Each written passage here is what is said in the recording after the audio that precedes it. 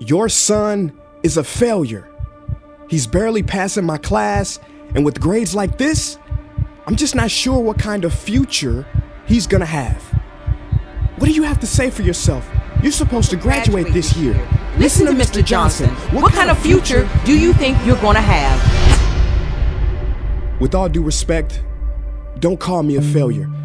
Failure is an event, not a person, in fact. And you talk about the future, Mr. Johnson, but you're not preparing us for that. Excuse me? Just listen to what I'm saying. This should be good. Would you agree that in the future, most careers will become automated?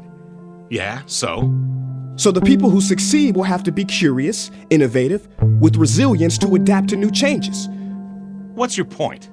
My point is, the focus in this school is not on that. It is on regurgitating information and test taking, and that's just real. But in today's world, creativity is the most important leadership skill. Oh, that's how you feel.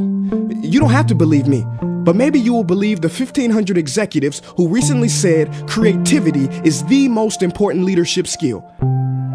See, pretty soon, no one will be hired because of what they know. Because who cares what you know or if you've memorized a fact? We've got Google and Siri for that. In the future, people will be hired because of what they can do with their knowledge. Can they creatively solve real-world problems, not just follow instructions or directions and bubble in multiple choice questions? So, Mom, that's why I'm stressed, because these robotic tasks we learn in school should stop. Because no one can do a robot's job better than a robot. Billionaire founder of Alibaba, Jack Ma, said that we should not compete with artificial intelligence, but instead focus on developing unique human intelligence. Mr. Johnson, drills are for teeth, not the human mind. So these repetitive knowledge-based tasks we must leave behind. Or in the future, you're gonna find a lot of people graduating out of your class right into the unemployment line. See, many top companies today don't look at grades. Mom, that old way is expiring. Google has been quoted as saying GPAs are worthless criteria for hiring. Founder of Tesla, Elon Musk, agrees. So I say this with unease and sorrow. If you continue to teach today as you taught yesterday, then you rob us students of tomorrow. Mr. Johnson, I'm gonna keep it real with you. Sometimes sitting in your class is tough. I'm constantly thinking, if I don't look up at the clock, maybe it'll speed up. So I listen to you do my work and pay attention, feeling like an hour had to have gone by. But it was only 3 minutes. So if you wonder why we're bored in class, look, you wanna get a kid to hate reading? Give them this, a school textbook. And some people think it's our fault, and that hurts me. They say you can lead a horse to water, but you can't make him drink. And to that I say no. Firstly, you can put salt in that horse's hay and make him thirsty. And if you bring joy in your classroom, you can make any bad student nerdy as he or she discovers the beauty of truly learning. Mr. Johnson, I mean no disrespect. You have the most important job on this planet. You build, create, and save lives. But if you really care about my future, like you say, then you have to fully commit and ask yourself honestly, how do I prepare a child for a future that doesn't yet exist? Here's a hint. The answer is not found in this. It's using this and this. See, in the future, we will need more passion and compassion. People with inspired hearts and wisdom to uplift this planet. And Mom, I love you, but can I be real? Go ahead.